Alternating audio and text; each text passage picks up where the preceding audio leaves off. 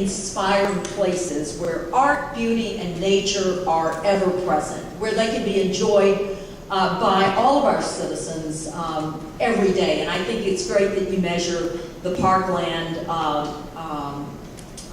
availability and so forth. Sometimes it seems even crazy to mention this in the face of, again, a pretty lousy economy. You say inspiring places ought to be a priority. Well, yeah, I think they should. Let's face it, much of what we've produced over the last 50 years has been pretty uninspiring. As some of us became more affluent and business responded accordingly, much of what once served people of all incomes was cannibalized and balkanized. So those of us who could afford to go to Borders, abandoned the public libraries. Those of us who could afford to buy membership in a health club, abandoned the community centers. Those of us who could afford to send our kids to private schools, abandoned the public schools, and so forth. And so our ambition for public facilities, when we weren't all using them, diminished. And I think, again, it became, why invest in that? We're not all using it. That's for poor people. That's for them, not for us. And I think that, and that just reinforced the cycle of abandonment. And then at the same time, we were experiencing sprawl, which you can see you've done here, and that then ate up, our natural spaces, and nature became something you had to drive to experience. So you may not be planning on, you may not be building much right now, although I did see your arena under construction yesterday on a walk. But I know you're planning things for the future, and surely you're dealing with vacant and abandoned property. If you aren't, congratulations, but most cities are. And I think all of those are opportunities to sort of up the ambition level around inspiring places. Let's just say it, inspiring places work at least three advantages. One, it increases the value of surrounding property. That's good for your tax revenues. Two, it makes your investments today hold their value longer, your public investments, and it helps you attract and keep the people who can live anywhere they choose to live, who also happen to be the best educated Americans. You all probably know this, but the most mobile people in America today are 25 to 34-year-olds, and among those, the best educated are the most mobile. So we really are in a race for talent, and I do believe quality of life, just as the mayor said, is really one of these drivers for talent. But we ought to do it for ourselves as well. And the third imperative is that I think also, just as inspiring places help deliver on your quality of life driver, so does our third imperative, and it's this: the people of Greater Louisville should be able to meet their daily needs without owning a car. I'm really struck by the story, Mayor, that you told about the, I agree. Look at that. Must be a biker. But I was interested in the story you told about the CEO talking about the employees and their focus on parkland and biking. It's really interesting. This would be a big, hairy, audacious goal for a city like Louisville. To be able to think about having a city where your citizens could meet their daily needs without owning a car.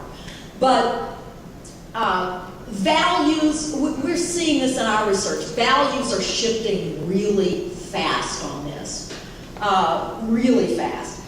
It's interesting with the younger generation, they no longer consider the car a status symbol.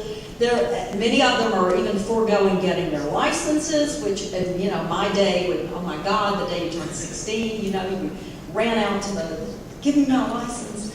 And even, it's not just they don't consider it a status symbol, many of them consider it an inconvenient, expensive, sort of, 2,000 pound thing that you've got to park and carry around and insure and put gas in. It's interesting, transportation now represents more than 28% of our energy consumption. So if you think you're going to get to your sustainability goals with a few green buildings and electric car fleet, it's not going to happen. And for working families in America, transportation now costs them, this is unbelievable to me, now costs them a larger percentage of their household budget than does housing. Does that not surprise anyone? Like, when did that happen? 29% of our income is spent on transportation. This is working families, versus 28% of income for housing. That's a combined 57% of family income being spent on housing and transportation. And as most of you know, we can't build our way out of traffic congestion. Been there, done that, still paying the bill. And if we could reduce vehicle miles traveled just 1 mile a day, that's money that we could not spend on foreign oil and not spend on cars made someplace else, and spend it, recirculate it in the local economy. We call that the green dividend. And if you looked on the back of your report there, you see that Louisville's green dividend, the result, a financial dividend you would receive by reducing vehicle miles traveled just 1 mile a day, is $223 million annually. That'd be nice to have more of that money circulating in the local economy. And you know, to say nothing of the environmental benefits, the health benefits, which are, you know, that's a whole other line of thinking we could go to, but very serious issues. I just want to give you 2 more thoughts, real quickly. A fourth imperative is ensuring the opportunity for everyone to participate in a robust public life. And Carolyn, I want to commend you for saying that everyone has a role to play in Louisville.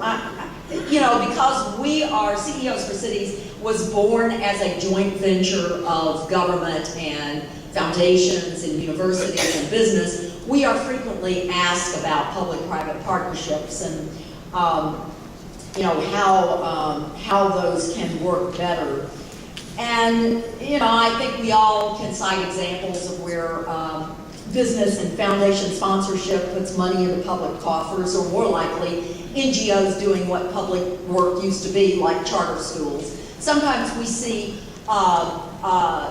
government offloading expenses to the private sector. You've seen that with some toll roads. You've seen that with some parking meters in Chicago and other places. Privatization of those parking meters, where cities get big upfront payments and then the private business gets the income stream for a long time. But I actually think you talked about what I think is the next iteration of public-private partnership, and I think that's where private is actually citizens. I think it's the next version, the next evolution of public-private partnerships. You know, we've gone through a long period where we expected to, as citizens, to put money in the government vending machine, and then government was going to spit out whatever service we needed.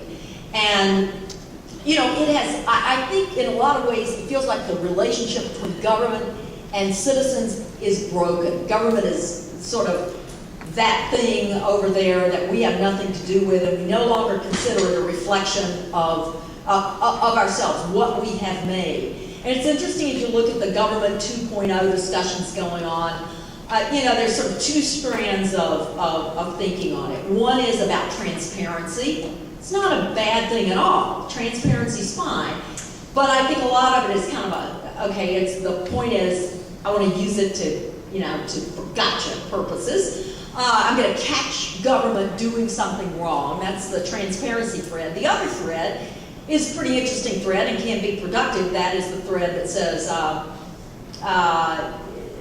Chicago Transit Authority, make your data available, and we'll build apps on top of it to make using the transit system more efficient. I love that. I love my Buster system that tells me when the next bus is coming. But I actually think there's, again, a third piece to this that could be really interesting.